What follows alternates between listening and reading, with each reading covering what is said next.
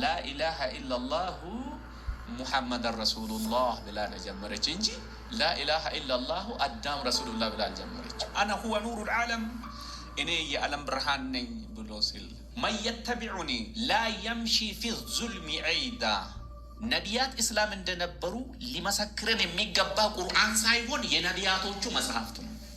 የቁርአኑ ኢሳ በመጨረሻው ዘመን የሚመጣ ሲመጣ ደግሞ መስቀልን የሚሰብርና እርያን የሚገድል። በመጀመሪያ ቃል ነበረ፣ ቃልም በእርሱ ዘንድ ነበረ፣ ይህም ቃል ራሱ ደግሞ እግዚአብሔር ነበር ይላል። እኔ እሱን ልጅ ለመግደል ሳንጃ ገዝቻለሁ፣ ወንድሜን ለመግደል። በዓለም ላይ በቢሊዮኖች የሚቆጠሩ ሙስሊሞች አሉ። ምን ተስፋ ቢኖራቸው ነው እስልምናን የሚከተሉት? ሱራ 4 ቁጥር 171 ላይ አማልክት 3 ናቸው አትበሉ አለ። ምኑን ተጠራጥሮ ይሁን? ለምን ቁርአን ስለ 3ነት አመጣ?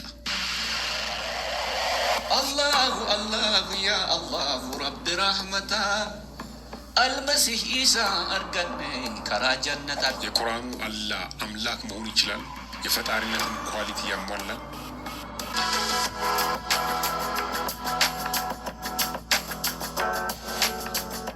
ሰላም ወገኖች፣ በያላችሁበት የጌታ ጸጋና ሰላም ይብዛላችሁ። ዛሬ እጅግ በጣም ከምትወዱት የቀድሞ ሼህ የነበረ የዛሬው ደግሞ የክርስቶስ ወንጌል አብሳሪ በጣም ጀግና የወንጌል ሰባኪ ነው ከወንድማችን ከአብዱ ጃሮ ጋር እንገኛለን። በጣም አስተማሪ ውይይት ነው የምናደርገው። አብራችሁን ቆዩ። አብዱ ጃሮ እንኳን በደህና መጣ። እንኳን በደህና ጠበቃችሁ። እግዚአብሔር ይመስገን። ለመጀመሪያ ያክል ካንተ ህይወት ብንጀምር ጥሩ ነው። ከእስልምና ነው የመጣኸው ወደ ክርስትና፣ እስከ ዛሬ ድረስ ደግሞ በክርስትና ውስጥ ጸንተህ ቀርታለና በክርስትና ውስጥ ጸንተህ እንድትቀር ያደረገ ወደኋላ እንዳትመለስ ያደረገ ምንድን ነው? እሺ፣ በጣም አመሰግናለሁኝ። በክርስትና ህይወት ውስጥ እንዲቆይ ያደረገኝ ራሱ ክርስቶስ ነው። ያዘኝ ክርስቶስ፣ የጠራኝ እሱ ራሱ የሱዕ አልመሲህ ብለን የምንጠራው በኛ አውድ እሱ ነው የያዘኝ። ምክንያቱም አያያዙ በግድ ሳይሆን በፍቅር የያዘኝ። የነበርኩበት ህይወት በዛን ጊዜ በእስልምና ውስጥ የነበርኩበትን ህይወት ያለ ተስፋ ስኖር የነበርኩ የእስልምናን ሃይማኖት ህግጋቶቹ ተግባራዊ ለማድረግ በጣም ሞክር ነበረ። ሆኖም ግን ተስፋ አልነበረኝም እና አድርግ የተባልኩትን ሁሉ ስራ ላይ የተባልኩትን ሁሉ ለመስራት ለማድረግ በጣም እጥራለሁ፣ ሞክራለሁ። ሆኖም ግን ተስፋ አልነበረኝም። ተስፋ ስላልነበረኝ ደጋጣሚ ኢየሱስ ክርስቶስ ወደ ቤታችን በገባ ጊዜ ፍቅሩን አገኙ። ያው እዛ በነበርኩ ጊዜ 2 ጥያቄዎች ነበሩ። በጣም ፈራለሁ። የእውነቱ በጣም ፈራ ነበር። የሚሰሙኝ ወገኖች አሁን እዛ የነበርኩበት ቦታ ያሉት በአሁኑ ጊዜ ያውቃሉ አሁን የምላቸውን ነገር። 2 ፍርሃት ነበረኝ። አንደኛ የውመል ቂያማ ማን ይመጣልና ማን ይወስደኛል የሚል ጥያቄ አለ። ማን ነው የሚመጣ መጥቶ ከስጋቴ የሚገላግለኝ ከፍርሃት የሚገላግለኝ ማን ነው የሚል በጣም ስጋት ስለነበረኝ፣ ክርስቲያኖች ክርስቶስ ኢየሱስ ይመጣል ይላሉ። ምን ጠብቀው ሕያው የሆነው ኢየሱስ ነው የሚሉ። እኔ ግን የሚጠብቀው ነገር አልነበረኝም። የእስልምና የምታዘኝ ነገሮች ሁሉ ለመፈጸም ሞክራለሁ፣ ግን ስጋት አለኝ። ማን ይወስደኛል? ማዳ የጂኡ የውመል ቂያማ ያእኩዙ ኢለል ጀና ያእኩዙኒ ኢለል ጀና። ማን ነው የሚወስደኝ? እነሱ እውነት ነው ውሸት ነው አላቅም፣ ግን ለእኔ እውነትም ቢሆን ውሸትም ቢሆን ምንም የሚጠብቀው ነገር የለም። የውመል ቂያማ ዒሳ ይመጣል ይባላል በእስልምናም። አዎ በአፍ እንለዋለን፣ የምንጠብቀው ዒሳ ነው። ወኢነሁ ለዕልሙ ሊሳአ ፈላ ተምተሩነ ቢሃ ወተቢዑኒ ሀዛ ሲራጥ ሙስተቂም ሱራ 43 ቁጥር 61 ላይ እርሱ ኢሳ ለሰዓቲቱ ማለትም ኢንድ ታይም መጨረሻው ቀን ምልክት ነው። ምልክታችን ዒሳ ነው የምንለው፣ ግን ተስፋ የለንም። ተስፋ የለን ሆኖም ሁለተኛ ስጋቴና ፍርሃቴ ትገባለሁ ጀነት ወይስ ጀሃነም? ተረዳኸኝ? ጀነት ነው የሚገባ ወይስ ጀሃነም ነው የሚገባ? ወይም ገነት ነው ወይስ ገሃነም ነው? እጣ ፋንታዬ የት ነው የሚል ፍርሃት አለ።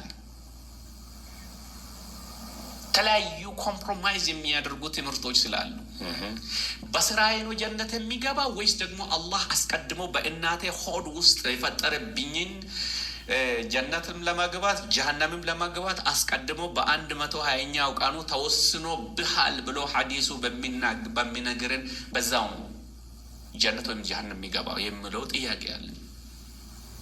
እነዚህ ሁለቱ ጥያቄ ህይወትን ምስቅልቅል ውስጥ አስገብቶኝ ነበር። የት ገባለሁ የሚል ማን ይወስደኛል የሚል እንደ አጋጣሚ ኢየሱስ ክርስቶስ ወደ ቤታችን በገባ ጊዜ በ2000 ዓመተ ምህረት እንደ ኢትዮጵያ አቆጣጠር ከዚህ በፊት በዚሁ ተነጋግረ እንዴት ወደ ጌታ እንደመጣው እንዴት ኢየሱስ ወደ ቤታችን እንደገባ እንዴት ከጨለማ ወደ አስደናቂ ወደዚህ ብርሃን ወደ ሀዲሂል ብሩሃን የሚባል እንዴት እንደጠራኝ መስክሬያለሁ። እዚህ ተተክዬ እንዲቆም ያደረገኝ አንደኛ አጠራሩ ራሱ እንዴት መስጂድ ውስጥ እንደተገናኘኝ በታላቅ ዲቫይን ኮኔክሽን ነው የተገናኘ ነው ከኢየሱስ ጋር አሜን። በታላቅ በመለኮታዊ ግንኙነት ስለተገናኘን አልለቀቀኝም ለትልቁ ስራ ስለጠራኝ ማለት ነው። ሁለተኛ ደግሞ ጠርቶኝ ዝም አላለኝም፣ ያጽናናኛል። ሁለቱም ፍርሃትን ሁሉ መልሶልኛል። ማን ይመጣል? እሱ ራሱ ኢየሱስ። ስለዚህ ተስፋ አለኝ። ታዲያ እንዴት ወደ ኋላ እመለሳለሁ? የት እገባለሁ? ከሱ ጋር ለዘላለም እኖራለሁ። ወላ ተድጡሩ ቁሉበኩም ይላል መጽሐፍ ቅዱሳችን ዮሐንስ 14 ቁጥር 1 ፈዕሚኑ ቢላሂ ወፈዕሚኑ ቢ አንቱም ትኡሚኑነ ቢላሂ ወትኡሚኑነ ቢ ወፊ በይቲ አቢ መናዚራን ከሲራ። ልባችሁ አይታወክ ብሎ ሲያጽናናኝ እንዴት አልተከለም በቤቱ ውስጥ በእግዚአብሔር እመኑ በእኔም ደግሞ እመኑ። በአባቴ ቤት ብዙ መኖሪያ አለ፣ ስፍራ ላዘጋጅላችሁ ዘንድ እሄዳለሁ፣ ከኔ ጋራም ለዘላለም እንድትኖሩ ዳግም መጥቼ ይወስዳለሁ ብሎ ስለነገረኝ እንዴት አልተከልም በቤቱ? ይሄ ፍቅሩ ነው የሚጠብቀው፣ እሱን ነው በቤቱ ቆይቼ እንዲጠብቆ ያደረገኝ። እነዚህ የክርስቲያን ተስፋ የሚባል የሲዑ አልመሲህ ይመጣል የውም አልቅያማ፣ በመላእክቶቹ ታጅቦ ይመጣል የውም አልቅያማ በመጨረሻ ዘመን። ይሄ ነው በቤቱ ውስጥ የሚመጣውን ኢየሱስ እየጠበቅኩ ስለነበረ ነው። ሁለተኛ የነበርኩበት ጨለማና ያገኘሁት ብርሃን፣ ምኑን መምረጥ አለብኝ? ኢየሱስ ክርስቶስ ዮሐንስ ወንጌል ምዕራፍ 8 ላይ ቁጥር 12 እንደሚታወቀው አነ ሁወ ኑሩል ዓለም፣ እኔ የዓለም ብርሃን ነኝ ብሎ ሲል መን የተቢዑኒ ላ የምሺ ፊ ዙልሚ ዐይዳ፣ የሚከተሉኝ የህይወት ብርሃን ይሆንለታል እንጂ ከቶ በጨለማ አይመላለስም ካለ እኔ ብርሃን አግኝቼ እንዴት ተመልሼ ጨለማን እመኛለሁ? ተተክያለሁ። ቀጥሎ እዚህ ዮሐንስ 12:46 ላይ በእኔ የሚያምን ሁሉ በጨለማ እንዳይመላለሱ እኔ ብርሃን ሆኜ ወደዚህ ዓለም መጥቻለሁ ብሎ ስል ወደዚህ ብርሃን ራዳር ውስጥ ገብቼም እንዴት ጨለማን እመኛለሁ? ኢየሱስ ብርሃን ስለሆነ ለዚሁ ነው ተተክዬ የቀረሁት። በእስልምና ውስጥ ያሉ ሰዎች አንተም ወደ ክርስትና ከመምጣት በፊት ሁሉም ሰው እስልምና ትክክልና ብቸኛ እምነት እንደሆነ ያምናል። በተለይም በእስልምና ውስጥ ያሉ ሰዎች፣ እናንተ ደግሞ መስጂድ ውስጥ የሚያስተምር ቁርአን የቀራ ያስተማረ ሰው እስልምና ትክክል እንደሆነ ለምእመኑም ጭምር ነው የሚያስተምረው። ሰው በዓለም ላይ በቢሊዮኖች የሚቆጠሩ ሙስሊሞች አሉ። ምን ተስፋ ቢኖራቸው ነው እስልምናን የሚከተሉት? ለምንድን ነው ወደዚህ ብርሃንስ ያልመጡት? ያልተመሰከረላችሁ ሊኖሩ ይችላሉ። ግን በዓለም ላይ ብዙ ዲቤቶች ተደርገዋል፣ ክርክሮች ጭምር ማለት ነው። እስላም ከክርስቲያን ጋር በጣም ብዙ ምሁራን ክርክር ያደርጋሉ፣ ብዙ ትምህርቶችንም ይናገራሉ። ብዙ ትምህርቶች ደግሞ በተለያዩ ሚዲያዎች ላይም አሉ። አንተንም ጨምሮ ብዙዎች በእስልምና ዙሪያ የሚሰሩ ሰዎች አሉ። በእስልምና ውስጥ ያሉ ሰዎች ለምንድን ነው ወደ ክርስትና ወደ ትክክለኛው እምነት ያልመጡት? እንዲሁም ደግሞ ምን ተስፋ አድርገው ነው እስልምናን የሚከተሉት? ለምንድን ነው ያልመጡት ብሎ ስል ይህንን ዓለም የሚገዛ ሁለት መንግስት ነው። አንደኛ የሸይጣን መንግስት ነው፣ ሁለተኛ የእግዚአብሔር መንግስት ነው። እግዚአብሔር መንግስት በክርስቶስ ኢየሱስ ነው። የሸይጣን መንግስትም እየሰራ ነው በምድሪቱ ላይ። ለምን አልመጡም? በራሳቸው መንግስት ውስጥ ስላሉ ወዳጆቻችን። ብዙዎች እንዲህ ይላሉ፣ እስልምና የነቢያት ሃይማኖት ነው ይሉናል። የሙሴ ሃይማኖት ነው እስልምና፣ የኢየሱስ ሃይማኖት ነው ይሉናል። ወይም ደግሞ በራሳቸው ኮንቴክስት የዒሳ ሃይማኖት ነው እስልምና ይላል። የእውነቱ ወንድሞቼና እህቶቼ ይህንን ሚዲያ የሚከታተሉ ሙሳ እስልምናን ሰብኳል ወይ? ኢየሱስ እስልምናን ሰብኳል ወይ? ልክ ነቢዩ ሙሐመድ በሱራ 3:19 ይላል ኢነ ዲነ ዒንደላሂ ልእስላም እንደተባለ በአላህ ዘንድ እውነተኛ ሃይማኖት እስልምና ነው ብሎ የሰበከ ሙሐመድ ነው። ኢስላም የሚባል ስም ራሱ የታወቀ በነቢዩ ሙሐመድ እሳቸው የነቢዩ ልእስላም ነው የሚለውን ነቢይ አይደሉም። እሳቸው የነሱ ነቢይ ነው፣ የወንድሞቻችን የሙስሊሞቹ ነቢይ። በሳቸው ዘመን ነው እስላም የሚባል ራሱ የተጠቀሰ። ነገር ግን ኢብራሂም እስልምናን ሰብኳል ወይ? ወይም አብርሃም? ያዕቆብ ሰብኳል? አልሰበከም። ዮሴፍ ሰብኳል? አልሰበከም። በአላህ ዘንድ እስልምና ሃይማኖት ተቀባይነት አለው ብሎ ስለ ሃይማኖቱ ሰብኳል? በጭራሽ አልሰበከም። በቁርአን ውስጥ አብርሃም ወይም ኢብራሂም ሙስሊም ነበረ ይላል። ሙስሊም ማለት የኔ ጥያቄ፣ ይህን ሚዲያ የሚከታተሉ ወዳጆቻችን በጣም የሚወደው ሙስሊም ወገኖቼ፣ ሙስሊም ማለት የእስልምናን ሃይማኖት የሚከተል ሰው ማለት ነው ወይ?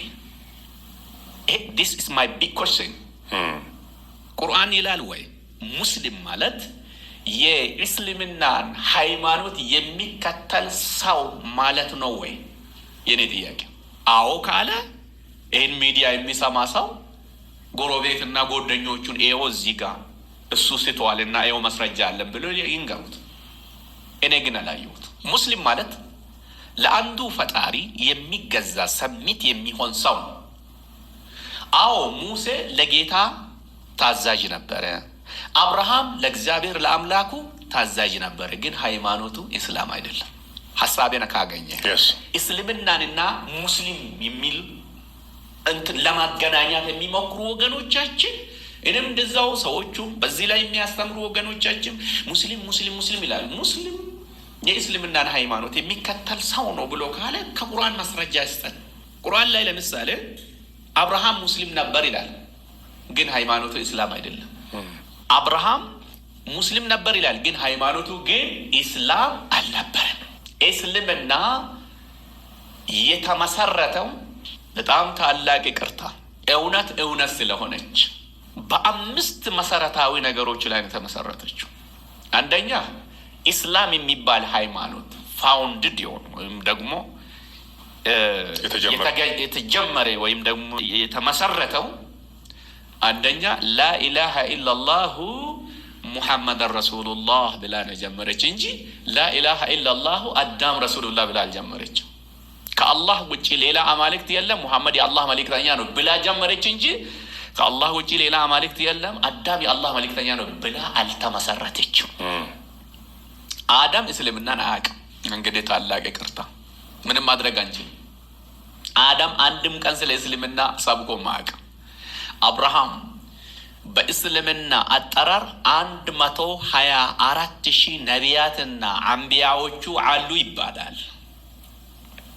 ከነቢዩ ለኢስላም ሙሐመድ ውጪ ሌሎች ነቢያት ስለ እስልምና አንድም አልሰበከም። ያንተን ጥያቄ ጋር አልደረስኩም ግን አልሰበኩም። ነገር ግን በንግግር ደረጃ እስልምና የነቢያት ሃይማኖት ነው ብለው ስለሚሉ ብዙዎች ይሙጥኝ ብለው ወደ እውነቱ ወደ ጠዋቱ ሃይማኖት ነው ይሉናል። የጠዋቱ የመጀመሪያ ብላችሁ የምትሉት እስልምና እኮ ላኢላሀ ኢለላህ ሙሐመድ ረሱሉላህ ነው እንጂ ላኢላሀ ኢለላህ አዳም ረሱሉላህ አይደለም። አዳም ረሱሉላህ ብላ አልጀመረም። ሙሐመድ ረሱሉላህ ስታው እሳቸው ከነቢዩ ከክርስቶስ ኢየሱስ በኋላ በ670 ዓመተ ምህረት ተወለዱ። ሲወለዱም ደግሞ ሃይማኖታቸው እስላም ነበር ወይ? አዎ። አባታቸውና እናታቸው አብደላህ ብን ሙጠሊብና አሚና እስላም ነበሩ ወይ? ወላጆቹ ነው አልነበሩም። ታዲያ እሳቸው ከማን ተማሩ? እሳቸው የእስልምና ሃይማኖት ተከታይ ነው ለማለት ከየት ነው የምናገኘው? ከቁርአን አይሸ ጌታ አለ ደሊል አናገኝም። ደሊል ምን ማስረጃ አናገኝም። ስለዚህ ለምንድን ነው ያልመጡት? በአብዛኞቻቸው ያለ ማስረጃ ሳያው ግን በቃ አባቴና የእናቴ ሃይማኖት ነው ቅድም የሁለቱ መንግስት ቅድም ጠቀስኳል። ያ ነገር ነው ያዛቸው። ምን አግኝተው ነው ያገኙት? ነገር የለም። ምንም አላገኘሁት። እኔ ራስ አንዳንድ ሰዎች እንዴት ነው የሚሉኝ? በብር ተገዝተ ነው የፈረንጅ ብር ገዝቶ ነው። ከብር በላይ ነው የተገዛሁት። እኔ ወርቅ አልገዛኝም። ከወርቅ በላይ ነው እኔ የገዛኝ። እኔ የክርስቶስ ኢየሱስ ደም ነው የገዛኝ።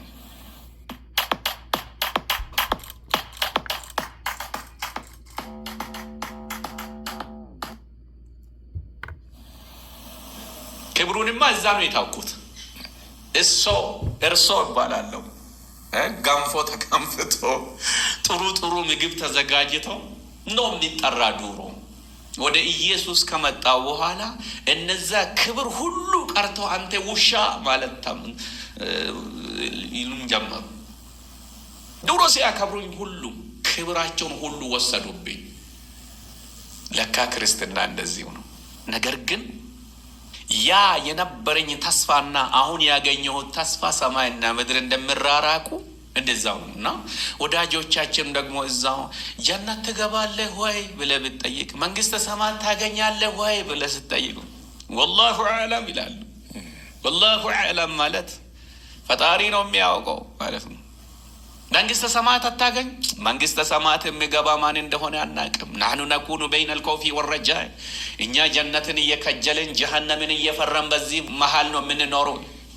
የወንድሞቻችን የእስላም ሃይማኖት ተከታዮች ትልቁ ተስፋቸው ብለህ የምታገኘው አንድም የለም። እንኳን ትልቁ ትንሹም አላገኘው።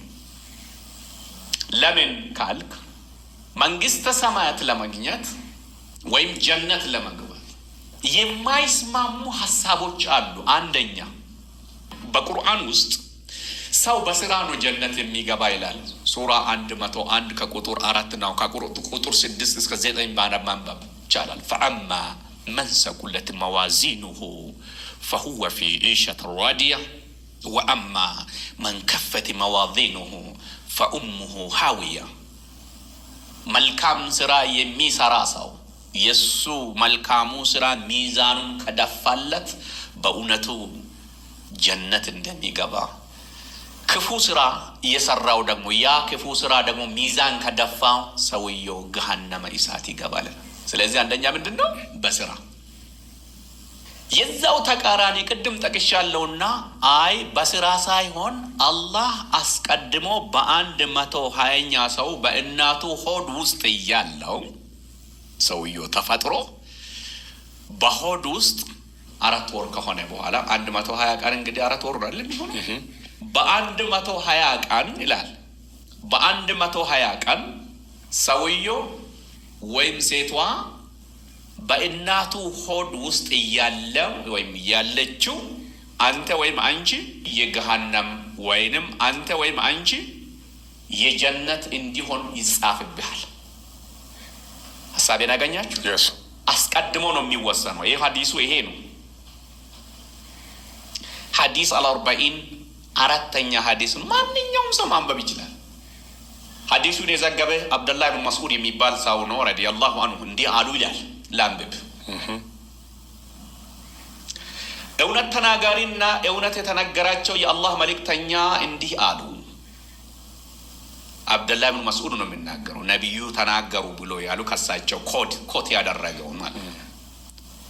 እያንዳንዳችሁ በእናቱ ሆድ ውስጥ ፍጥረቱ ይሰበሰባል። በ40ኛው ቀን ንፍጥ የሚመስል ፈሳሽ ይሆናል። ከዛም በ80ኛው ቀን የረጋ ደምን ይመስላል። ከዛም በ120ኛው ቀን የታኘከ ስጋ ይመስላል። ከዛም መልእክተኛ ይላክና ሩህ ይተነፈስበታል። መልእክተኛውም በ4 ነገሮች ላይ ይታዘዛል። ሲሳዩን፣ ፍጻሜውን፣ ስራውን፣ የተከፋውን ደስተኛ እንዲሆን እንዲጻፍ ይታዘዛል። ከዚህ በኋላ የሚያነበው ነው። በደንብ ስሙልኝ ወገኖች።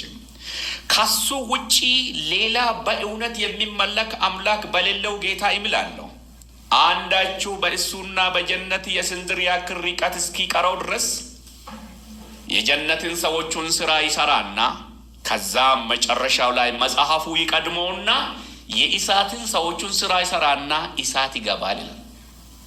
ሰውየው ምን ሲሰራ መጣ?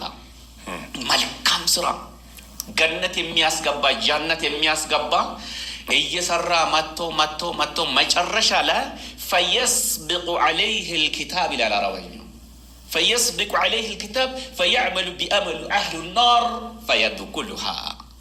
የእሳትን ሰዎቹን ስራ ይሰራና መጨረሻ ላይ በሱና በጀነት መካከል አንድ ስንዝር ሲቀር ሰውየው ምንድን ነው የሚሰራ? የእሳትን ሰዎችን ስራ ይሰራልና የት ይገባል? እሳት። ለምን? አስቀድሞ አንተ የእሳት ሰው ነህ ተብሎ ስለተመዘገበበት። ደግሞም አንዳችሁ በሱና በእሳት የስንዝር ያክል ርቀት እስኪቀረው ድረስ የእሳትን ሰዎችን ስራ ይሰራና ከዛም መጨረሻ ላይ መጽሐፉ ይቀድመውና የጀነትን ሰዎቹን ስራ ይሰራና ጀነት ይገባል። ለምን?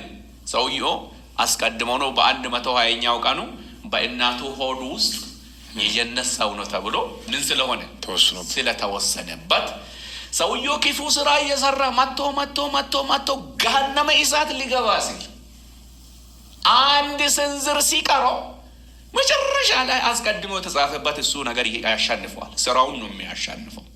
አሸናፊ ማን ነው? አስቀድሞ የተጻፈበት ነው የሚያሸንፈው እንጂ እሱ ሲሰራ የነበረ ስራ አይደለም።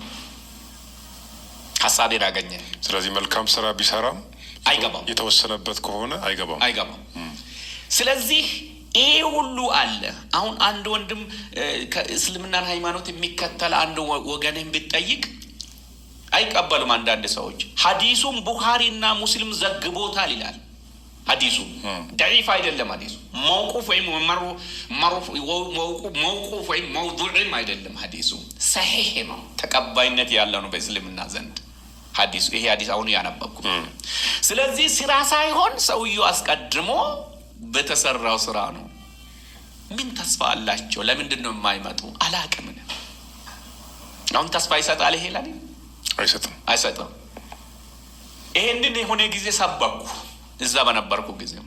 ከዛ እኔ የሚያስተምረው ልጅ ጠየቀኝ፣ ቆይ ባለፈው ጁምዓ የሰበከን ስብከት ወይም ዳዕዋ ያደረክልን ሰው አስቀድሞ በተወሰነበት ውሳኔ የሚገባ ከሆነ እኔ ለምንድን ነው የሚሰግደው ታዲያ ብሎኝ ጠየቀኝ።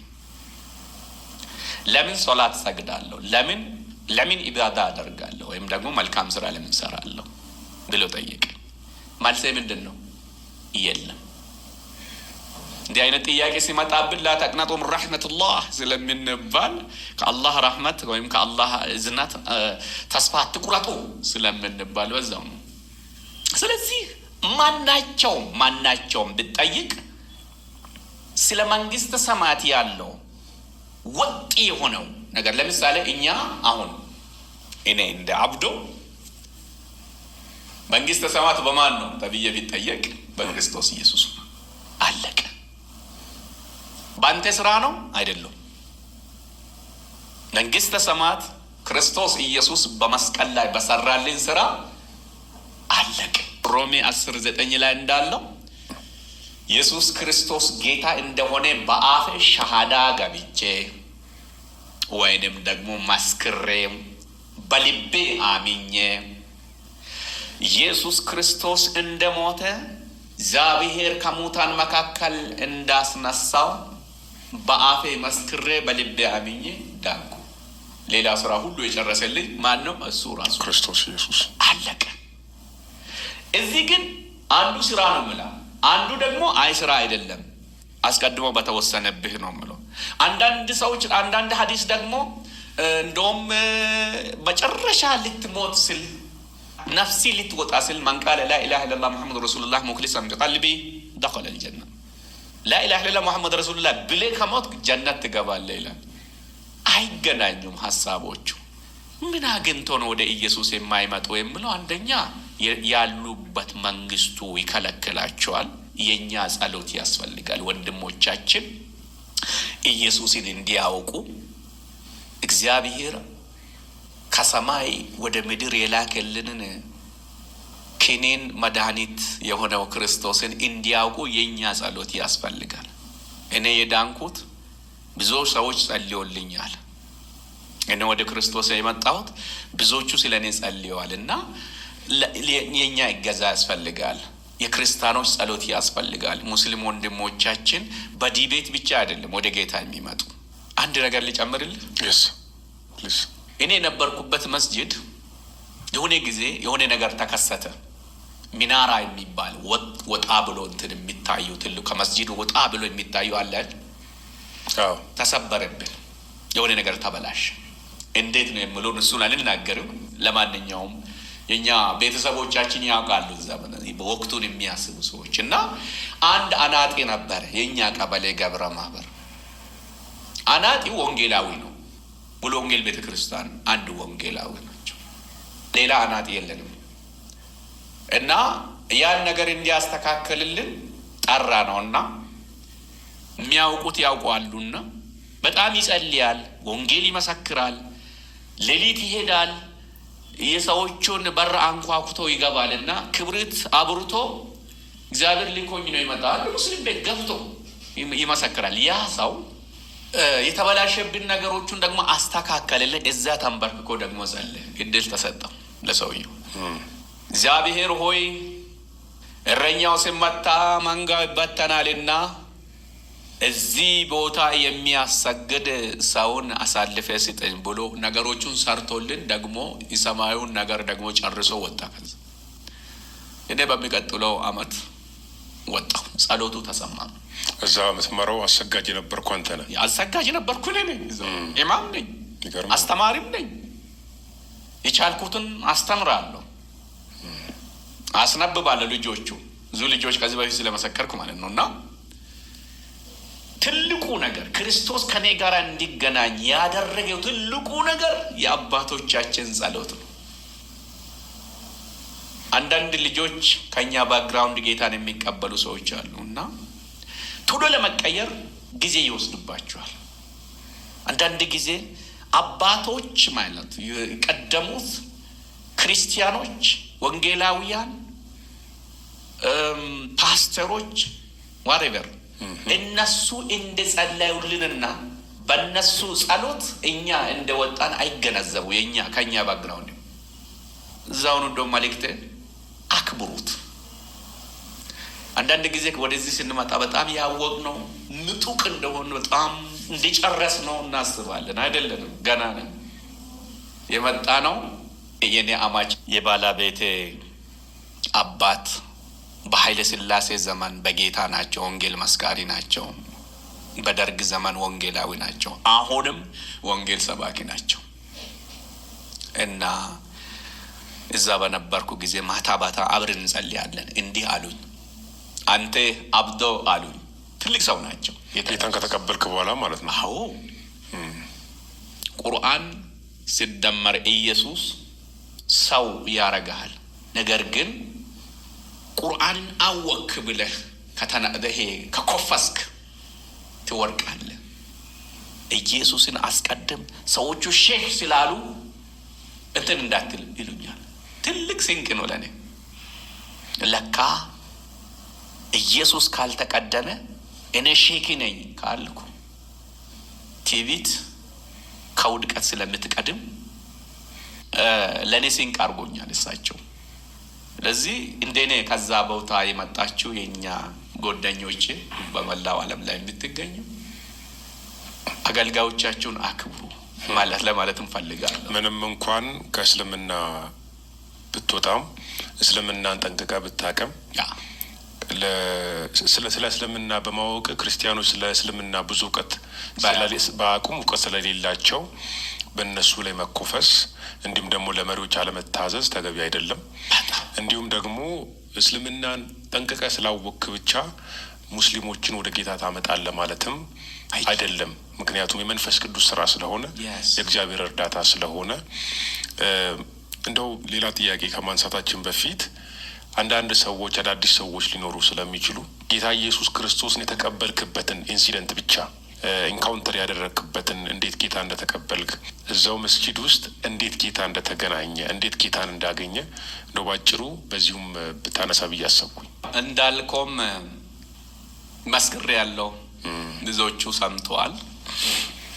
እንደ አዲስ የሚሰሙ ሰዎችም ሊኖሩ ይችላሉ። በዚህም ደግሞ አንድ ሰው ጌታን ሊቀበል ክርስቶስን ሊያውቅ ይችላል። እውነት ነው። እኔ ጌታን ሳልቀበል በፊት መጽሐፍ ቅዱስና ኦሮሞኛ መጽሐፍ ቅዱስ በጣም አነባለሁ። የሚያነብበት ምክንያት ለህይወት ብዬ ሳይሆን ለክፋት ነው የሚያነበው። ለጉራ ያቃል ክርስቲያኖቹን መጽሐፍ ያቃል ለመባል ክርስቲያኖቹን ቻሌንጅ ያረጋል ለማልባል አነባለሁ። አማርኛን አልችልም፣ መጨረሻ መናገርም አልችልም፣ ማንበብም አልችልም። ተገብ ቁጭ ብለህ ስለ አማርኛ ብታወራ አልሰማም። ማንበብ ብቻ አይደለም፣ ለብዙዎቹ መስክሬ ያለው እስልምና በዛ ገጠር ለብዙዎቹ መስክሬ ያለው ብዙዎች ደካማ ክርስቲያኖች ወደ እስልምና ተመልሰዋል። መጽሐፍ ቅዱስን የማያነቡ ክርስቶስን በትክክል የማያውቁ ሃይማኖተኞች ነገር ግን ሃይማኖቱን የማያውቁ ብዙዎች ተመልሰዋል። አንድ ቀን ጌታ ኢየሱስ ክርስቶስ በህልም ነው የተገለጠ። በአጭሩ ልንገረው 2000 ዓመተ ምህረት ወደ መጨረሻ አካባቢ በኢትዮጵያ አቆጣጠር ቅዳሜ ነው። ወደ ኢሁድ ሊነጋ እዛው አስተምሬ አሰግጄው እዛ ተኛው። መስጂድ ውስጥ ያውቃሉ እዛ አካባቢ ያሉ ሰዎች ማለት ነው። እዛው ተኛው። ከዛ በፊት እዛ አልተኛውም ነበር። ወደ ቤቴ እገባለሁ።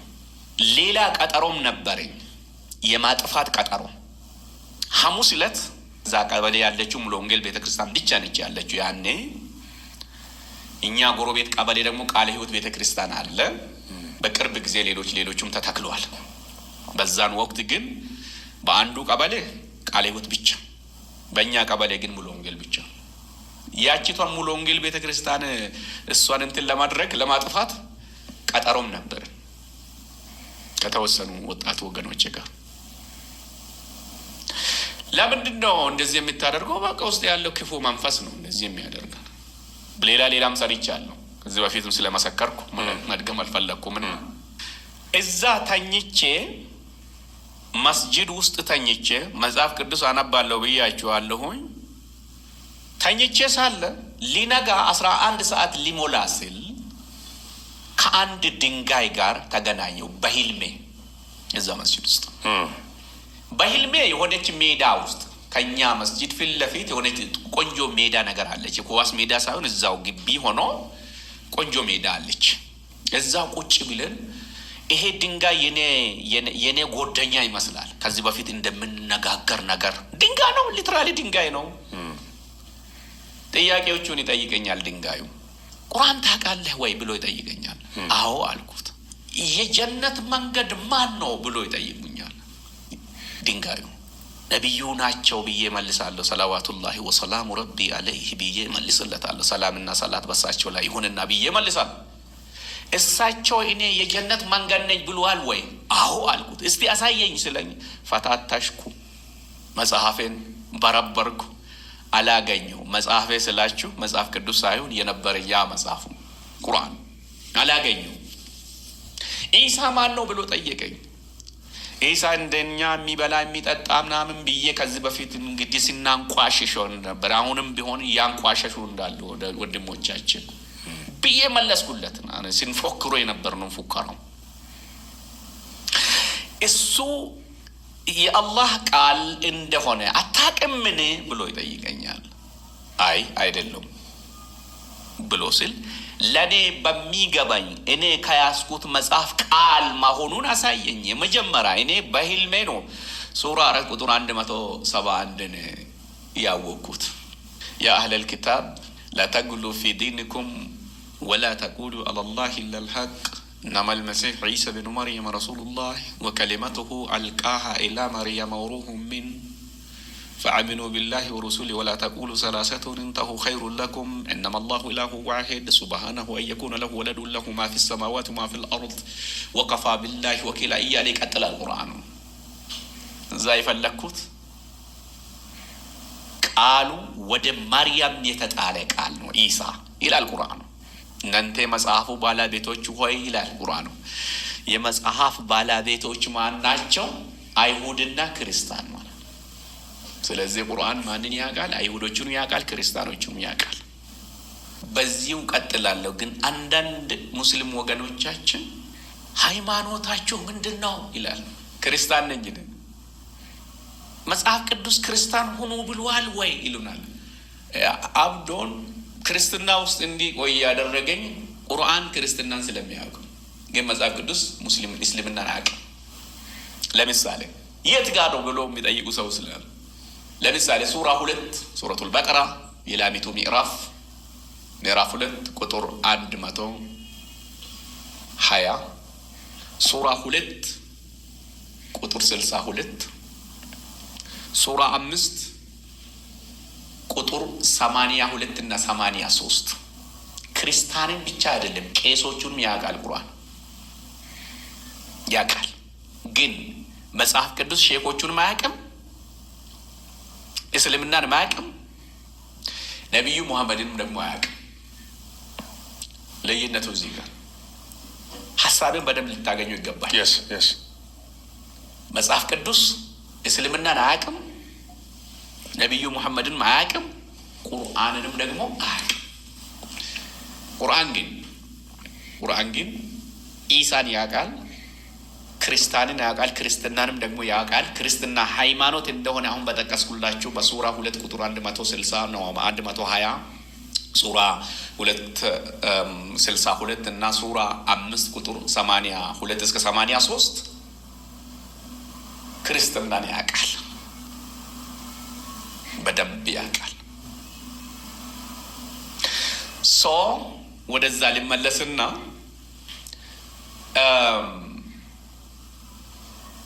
ኢሳ የአላህ ቃል ነው ብለን እንድንል ሱራ 4 ቁጥር 171 ወከሊመቱሁ አልቃሃ ኢላ መርየም፣ ቃሉም ከእርሱ የሆነ መንፈስን ብቻ ወደ ማርያም የተጣለ ቃል።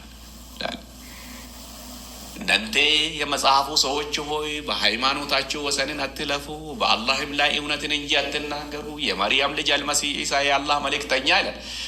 ኢሳ የአላህ መልእክተኛ ይላል ቁርአን። ጥሩ ነው። አዎ ልክ ነው። ሙስሊም ወንድሞቻችን ኢየሱስ ክርስቶስ እኮ የአላህ መልእክተኛ ነው ይላል። እውነት ነው። ዮሐንስ ወንጌል ምዕራፍ 17 ቁጥር 3 ይጠቅሱን። ብቻው የሆንክ አምላክ የላከውን ኢየሱስ ክርስቶስን ያውቁ ዘንድ ይህች የዘላለም ሕይወት ናት ይላል መጽሐፍ ቅዱሳችን። እውነት ነው። እግዚአብሔር የላከውን ኢየሱስ ክርስቶስን ብቻ ያውቁ ዘንድ ነው እንጂ ነቢዩ ሙሐመድን ያውቁ ዘንድ አላለም ቁርአን። መጽሐፍ ቅዱሳችን ያውቁ ዘንድ መልእክተኛ ነው። አዎ ምንድን ነው የተላከ? ቃሉ ነው የተላከ። እግዚአብሔር ምኑን ላከ ወደ ምድር? ቃሉን ላከ። ሎጎስ የሆነው ከእግዚአብሔር ዘንድ የነበረው ከዘላለም የነበረው በሱ ሰማይና ምድርን የፈጠረ፣ በኋላ እንነጋገራለን። እሱን ላከ። ሌሎች ነቢያቶች ከሰዎች ወደ ሰዎች ነው የተላኩት። ኢየሱስ ግን ከሰማይ ወደ ምድር ተላከ። ልዩነቱ እዚህ ጋር ምንድን ነው? ኢየሱስ እግዚአብሔር ቃል ስጋዊ ሆነው እኛን ስለኛ እኛነትን ወሰደ። እሱን ነው እና ቃል እንደሆነ ከቁርአን አስገነዘበኝ ድንጋዩ። እዛ ብዙ ጥያቄ ነው የተጠየቁት። ወደ 17-18 ጥያቄ ነው የጠየቀኝ ድንጋዩ። በአጭሩ ንገረን ስላልከው ብዙ ሰዎች እነዚህ ጥያቄዎች ቢዘረዘሩ ይላሉ አንዳንድ ሰዎች። እውነት ነው ቢዘረዘር ጊዜ ቢኖረን እኔ የሚያስባችሁን ይዘረዝሩ እሱ የጠየቀኝ ጥያቄ ረጅም ሰዓት ነው የጠየቀኝ ድንጋዩ። ከዛ በኋላ ድንጋዩ እኔ እሱ ለሚጠይቀኝ ጥያቄ መልስ ሊያገኝለት አልቻልኩም ነበር ወዳጆቼ፣ ድንጋዩ ለጠየቀኝ ጥያቄ። ከዛ ድንጋዩ መጨረሻ ዋርኒንግ ሰጠኝ፣ ማስጠንቀቂያ። ሁለተኛ ያን መስጂድ ትሄድና የጨለማን መንገድ እንዳታስተምር አለኝ ድንጋዩ። በየትኛው አፍ እንደምናገር አላወቅኩም። እኔ የነበርኩበት ዓለም ሌላ ነው። በሳይንስ አሁን ካልኩሌት እናረጋግጥ ብትል አትችልም። ሌላ ዓለም። ሁለተኛ መስጊድ ሄድና ጨለማ መንገድ እንዳታስተምር እሺ ሲለኝ እሺ አልኩት። ለድንጋዩ ቃል ገባሁለት። ከዛ ድንጋዩ ወደ ሰማይ ወጣ፣ ወደ ምድር ገባ፣ ከኔ ተለየ። እኔ ኢየሱስ ነው ምናምን አላለኝም። ከኔ ተለይቶ ሄደ። ሲሄድ እኔም ብንን አልኩት ከእንቅልፌ። ለካ ነገሩ ህልም ነው። ደንግጫለሁ፣ ላበላብ ሆኛለሁ። በጣም ከባድ ነው ወዳጆቼ፣ በጣም ከባድ ነው። ተንቀጥቅጬዋለሁ ላበላብ ሆኜ። ድንጋዩ ሲጠይቀኝ እኔ መልስ ሲያጣላት መቼ ይመታኛል የሚል የስጋ ፍርሃትም ነበረኝ። ግን ሳይመታኝ ሄደ። ከዛ በኋላ እሱ ከኔ ሲለይ 11 ሰዓት ደረሰ። አንድ ልጅ ወጥቶ አቡ ይባላልና አዛን አደረገው። የሰላት ጥሪ ሲያደርግ እንግዲህ ጎረቤቶቻችን፣ የመስጂድ ጎረቤቶች የሰላት ጥሪ የሰሙ ሰዎች መጡ ወደ መስጂድ ለሰላት ሱቢ ለማስገድ የማለዳ ጸሎት። እኔ ግን ውሃ ወስጄ፣ የእጅ ባትሪ ወስጄ፣ ቁርአን ወስጄ ከመስጂድ በስተጀርባ ሄጄ ማየት ጀመርኩት። ከዛ አንዳንድ ጊዜ እናደዳለሁ፣ አለቅሳለሁ። የት ነበርኩ አላህ ሆይ እያልኩ ምንድን ነው የመጣብኝ አላህ ሆይ ብዬ እየገጸጽኩ ከኔ አልሄድም። እዛ ኢቃማ ተደረገ፣ ወይም ደግሞ ለሰላት ዝግጅት ተደረገ። እኔ አሰገድኩ። እዛን ቀን ደዛው ቀን እየቀፈፈኝ ነው ያሰገድኩት። እየቀፈፈኝ